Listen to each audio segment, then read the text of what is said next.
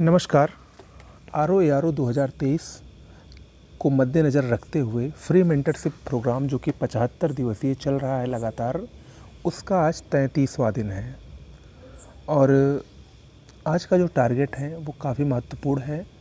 तो इस पर थोड़ा सा आपको जानकारी देने के लिए ये वीडियो स्पेशली बनाया गया है।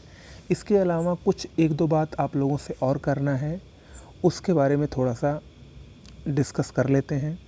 देखिए, लगभग 33 दिन आज पूरे हो गए हैं टारगेट को। 75 दिनों का ये बैच है और 75 दिनों के पहले पहले ही आपका पूरा सिलेबस एक बार ज़रूर कवर हो जाएगा और कोशिश करेंगे कि आपका कम से कम एग्ज़ाम से पहले इसके बाद 1 से 2 बार और रिवीजन हो जाए, चाहे वो घटना चक्र पूर्वावलोकन के ज़रिए हो या फिर और भी जो चीज़ें हैं उनके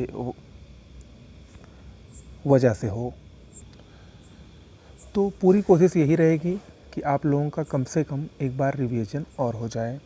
फ़िलहाल जो टारगेट्स आपको डेली दिए जा रहे हैं उसको अच्छे से करिए और इस तरीके से पढ़िए कि वो आपको यूपी पीसीएस की परीक्षा में, RO ARO प्री में और RO ARO मेंस में, तीनों में एक साथ कवर होते चले। इस टारगेट को रखते हुए पढ़िएगा। किताबें मैंने आपको बता दी हैं और इसके अलावा अब हमारे चैनल पर अगले सप्ताह से कुछ नए प्रोग्राम शुरू होने वाले हैं। उसमें एक प्रोग्राम है, अगर आप भी कुछ सुझाव देने चाहते हैं तो कमेंट बॉक्स में लिखकर पूछ सकते हैं। फ़िलहाल जो हमारे तरफ से एक प्रोग्राम चलाया जाने वाला है वो यही है कि आपको डेली 2 सब्जेक्ट्स के टारगेट दिए जाते हैं, प्लस हिंदी के टारगेट्स आपको रेगुलरली मिल ही रहे हैं। इन सब के अलावा कुछ चीज़ें ऐसी भी जीएस से आती हैं जो इन सब्जेक्ट से इतर होती हैं। हालांकि वो किसी न किसी सब्जेक्ट का हिस्सा ज़रूर होती हैं, लेकिन उसको हम लोग मिसेलेनियस में यानी विविध में के अंतर्गत रखते हैं। तो उन चीज़ों की भी जानकारी आपको होनी चाहिए, क्योंकि आयोग का इस समय जो ट्रेंड है कुछ पता नहीं है वो कहाँ से कैसे क्वेश्चन पूछ ले। ठीक है, तो आपको हर तरीके से तैयार रहना है, क्योंकि आप तो आयोग से शिकायत नहीं करेंगे कि आपने तो ये लिखा ही नहीं सिलेबस में और आपने पूछ लिया। तो उन सब चीज़ें जो ऐसी टाइप की चीज़ें हैं जिनका सब्जेक्ट से कोई बहुत ज़्यादा मतलब नहीं है, यानी जिसको हम लोग सब्जेक्ट्स के अंतर्गत जो सिलेबस पढ़ते हैं उसमें नहीं पढ़ते हैं, तो उन सब टॉपिक्स को हम लोग पिक्चर इमेज के ज़रिए करेंगे। यानी जो मैं पिक्स भेजता हूँ वो तो अभी सब्जेक्ट से रिलेटेड ही पिक्स भेजता हूँ, तो इन्हीं सबको हम लोग डेली 4 से 5 पिक्स मैं सेंड करूँगा और आप लोगों को इसको पढ़ना है। तो इससे आपका जो मिसलेनियस वाला पोर्शन है वो भी तैयार होता चलेगा इसके साथ साथ।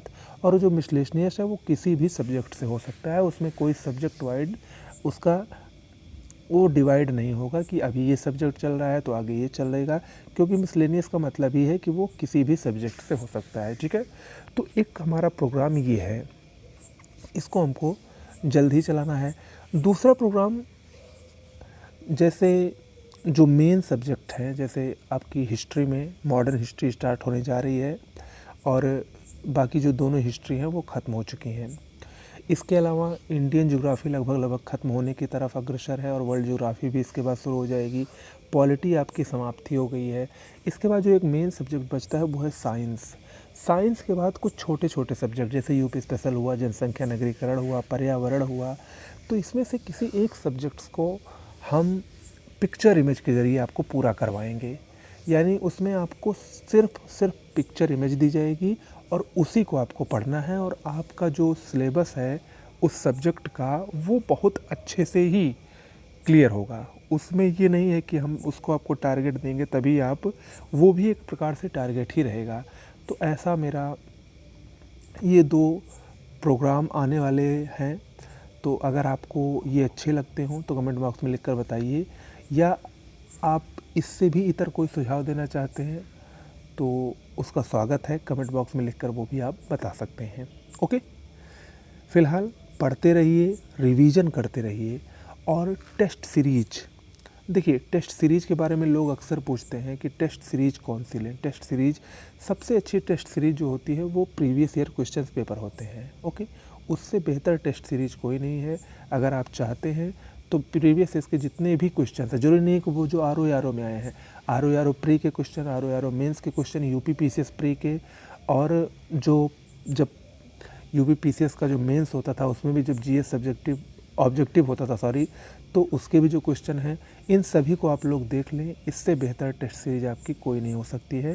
फ़िलहाल आगे जब दिसंबर में मैं आपको कोई एक टेस्ट सीरीज के बारे में ज़रूर बताऊंगा। फ़िलहाल अभी आप प्रीवियस ईयर क्वेश्चंस को ही ज़्यादा तवज्जो दीजिए और उसी से ही क्वेश्चंस पूछे जाने की संभावना सबसे ज़्यादा बनती है। ओके, चलिए अब हम बात करते हैं अपने आज के टारगेट की। आज का टारगेट बहुत ही महत्वपूर्ण है। इंडिया के मिनरल्स के बारे में पढ़ना है और इसको अच्छे से पढ़ना है। इसके अलावा इंडिया के जो एनर्जी सोर्स हैं उसको पढ़ना है। रिन्यूएबल एनर्जी सोर्स और नॉन रिन्यूएबल एनर्जी सोर्स जो है ये भी, और इससे प्रश्न ज़रूर पूछे जाते हैं। ये थोड़ा अपडेटेड भी रहता है। इसमें आपको करंट की जानकारी होनी चाहिए, मतलब जैसे जो रिलेटेड डाटा हैं कि कौन सा देश या कौन सा राज्य किस खनिज में उत्पादन में भंडारण में प्रथम स्थान पर है, द्वितीय स्थान पर है, तृतीय स्थान पर है। तो इन सब की जानकारी आपको लेटेस्ट डाटा के ही माध्यम से मिलती है। वो मैं आपको करंट अफेयर्स में प्रोवाइड कराऊंगा। ओके, फ़िलहाल भारत के प्रमुख खनिज में आप उसकी विशेषताओं को पढ़िए। खनिजों की विशेषताएं भी पूछी जाती हैं।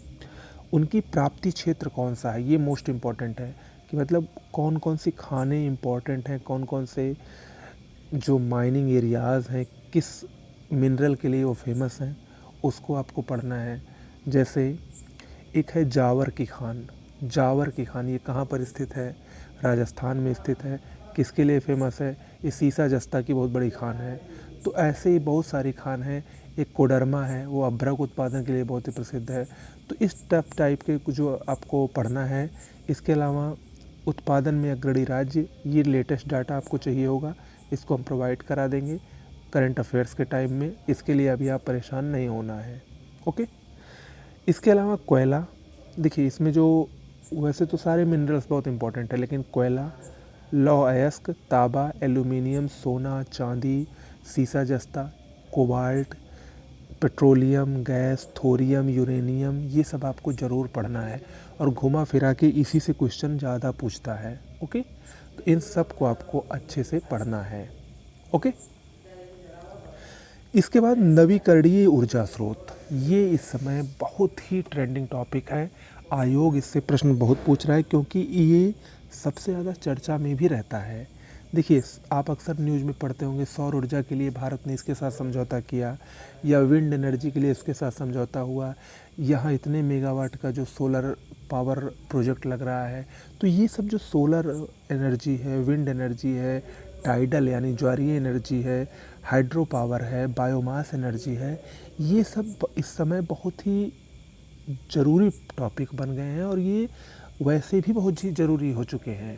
ठीक है, तो ये सब परीक्षा की दृष्टि से बहुत ही महत्वपूर्ण है, चाहे वो प्री हो या मेंस हो।